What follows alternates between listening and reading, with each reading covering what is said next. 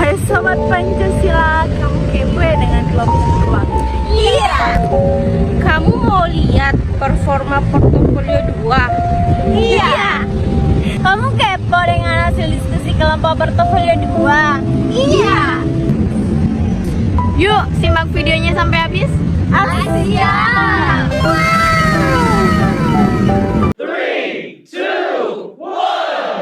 Assalamualaikum warahmatullahi wabarakatuh. Selamat siang. Kami dari Portofolio 2 akan membahas dengan tema rumitnya masalah naturalisasi dengan mata kuliah Hukum Kewarganegaraan yang diampu oleh Bapak Dr. Mustarin M. Hum.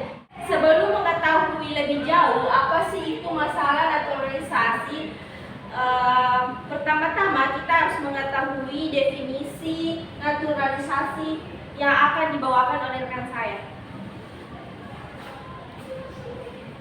Baik, terima kasih atas kesempatan yang telah diberikan kepada saya. Saya akan menjelaskan mengenai definisi naturalisasi.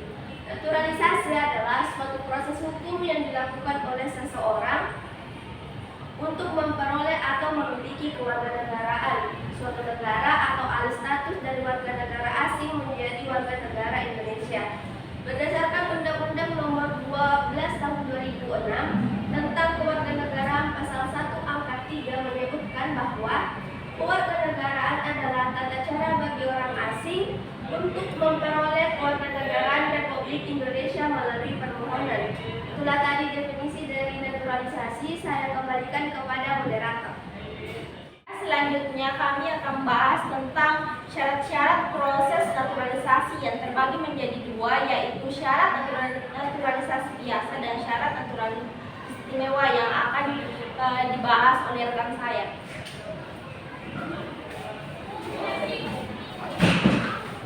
Baik, terima kasih moderator. Di sini kami berdua akan menjelaskan tentang syarat naturalisasi. Nah, sebelumnya ada dua jenis naturalisasi. Nah, yaitu naturalisasi biasa dan naturalisasi istimewa. Naturalisasi biasa akan saya jelaskan dan naturalisasi istimewa akan dijelaskan oleh rekan saya. Nah, sebelumnya apa sih itu naturalisasi biasa? Naturalisasi biasa adalah naturalisasi yang dilakukan dengan ajuan permohonan oleh pemohon untuk memperoleh kewarganegaraan Republik Indonesia. Nah, pada PP nomor 21 tahun 2022 tentang perubahan PP nomor 2 tahun 2007 tentang cara memperoleh, kehilangan dan pembatalan untuk memperoleh kewarganegaraan Republik Indonesia pada pasal 3 ayat 1 terdapat beberapa syarat untuk memperoleh naturalisasi. Yang pertama adalah adanya pengajuan bermaterai. Di sini pemohon akan menuliskan dengan berbahasa Indonesia dan di atas kertas bermaterai. Nah, adapun surat permohonan itu memuat yang pertama adalah nama lengkap, yang kedua tempat tanggal lahir, yang ketiga jenis kelamin, status perkawinan, alamat tempat tinggal, pekerjaan dan penghasilan tetap, kewarganegaraan asal, dan nomor induk kependudukan pemohon. Nah, selanjutnya yaitu naturalisasi istimewa yang akan dijelaskan oleh rekan saya. Seperti yang disampaikan oleh rekan saya, naturalisasi biasa, kita melangkah ke naturalisasi istimewa. Naturalisasi istimewa adalah proses kewarganegaraan yang diberikan negara kepada orang asing yang telah berjasa terhadap negara Republik Indonesia atau dengan alasan kepentingan negara. Usul pemberian kewarganegaraan Republik Indonesia kepada orang asing diajukan secara tertulis dalam bahasa Indonesia di atas kertas bermaterai yang cukup dilampirkan dengan fotokopi akta kelahiran, daftar riwayat hidup, surat pernyataan bersedia kepada NKRI yang berdasarkan Pancasila dan Undang-Undang Dasar Negara Republik Indonesia tahun 1945. Surat pernyataan bersedia menjadi warga negara Indonesia dan melepas kewarganegaraan asalnya, surat keterangan dari perwakilan negara asing yang diusulkan, surat rekomendasi yang berisi pertimbangan layak, pas foto terbaru berwarna ukuran 4x6 itulah syarat-syarat naturalisasi. Untuk itu mungkin itu saja yang dapat kami jelaskan. Saya serahkan ke moderator.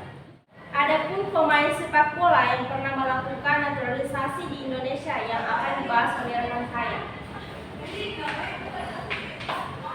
Baik, terima kasih Bunda Loko. Kali ini saya akan menjelaskan tentang daftar pemain sepak bola yang pernah melakukan naturalisasi di Indonesia.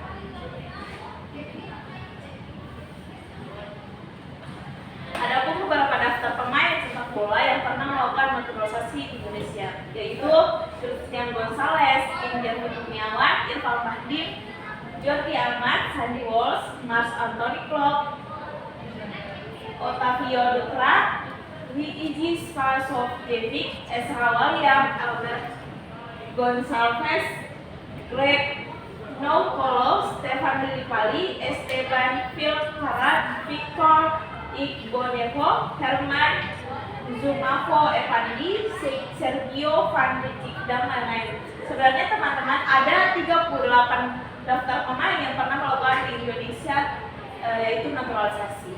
Sekian dan terima kasih. Saya kembalikan kepada moderator. Kerumitan dari masalah dan naturalisasi yang akan dibahas oleh rekan saya. Baik, terima kasih. Kembali saya menjelaskan ada pun bukti kerumitan masalah naturalisasi yang dialami oleh beberapa pemain di Indonesia. Kemudian yang pertama, birokrasi rumit soal pemain naturalisasi. PSSI minta bantuan Presiden. Kemudian adapun timnas Indonesia terancam tidak bisa memakai jasa pemain naturalisasi untuk berlaga di kualifikasi Piala Asia Juni mendatang. Next.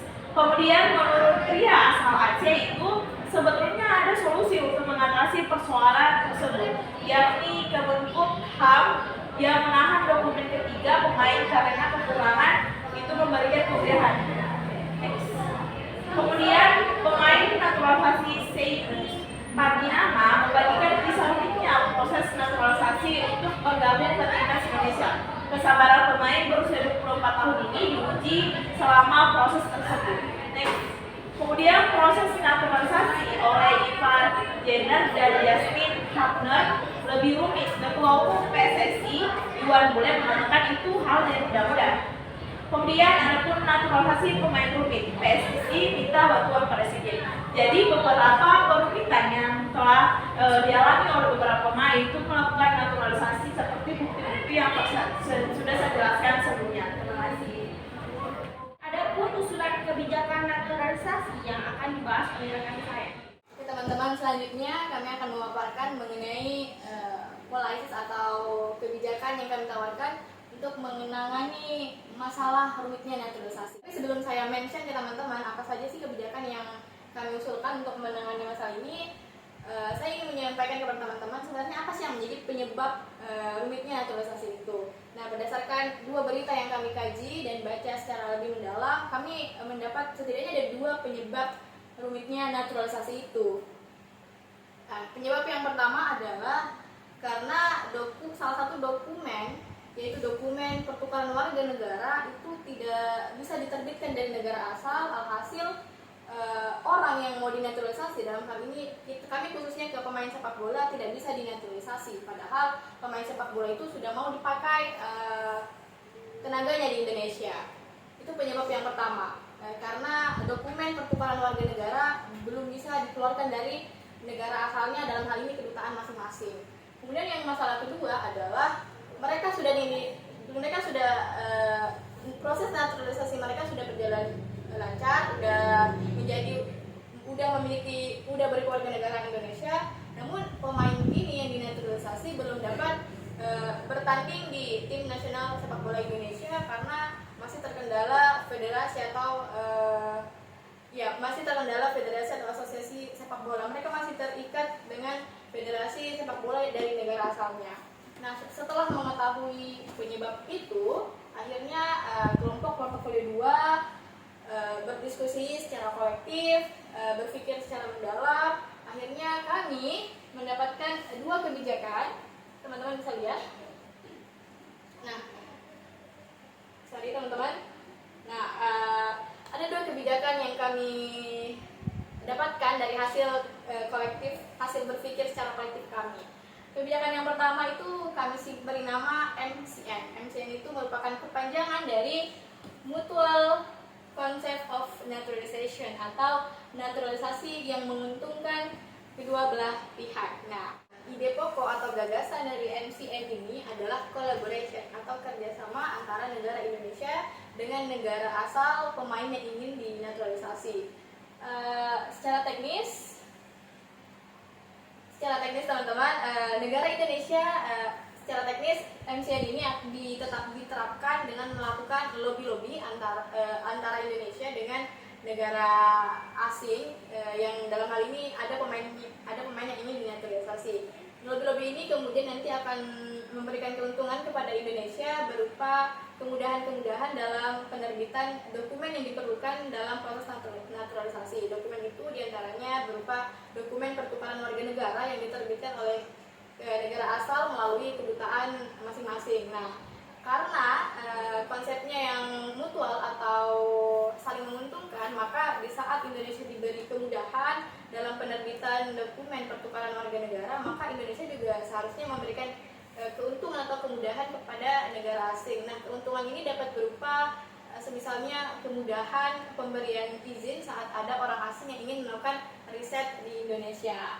Nah, itulah gambaran umum mengenai kebijakan yang pertama kami. Kebijakan yang kedua yang kami tawarkan adalah plan early atau perencanaan lebih awal. Kita lihat teman-teman bahwa salah satu penyebabnya akibat dari masalah naturalisasi ini adalah adanya akibatnya berupa gagal tanding. Jadi mereka yang dinaturalisasi sudah berhasil menjadi warga negara Indonesia, namun di saat mereka sudah berhasil, mereka belum bisa bertanding di timnas Indonesia karena terkait masalah asosiasi, mereka masih terikat oleh asosiasi mereka di negara asal. Nah, oleh karenanya agar itu tidak terjadi, gagal bertanding itu tidak terjadi, maka kami rasa perencanaan lebih awal, perencanaan yang matang dalam melakukan naturalisasi itu sangat diperlukan. Adapun kelebihan dan kekurangan dari kebijakan pertama akan disampaikan oleh rekan saya.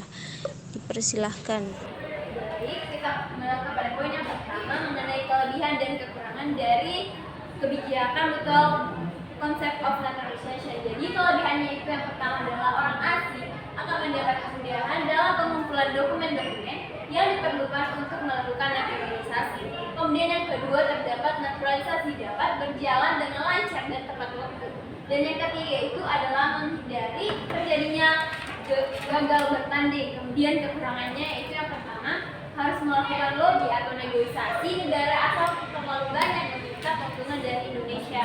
Yang kedua yaitu sengaja melakukan penghambatan penerbitan dokumen demi mendapatkan keuntungan dari Indonesia. Sekian.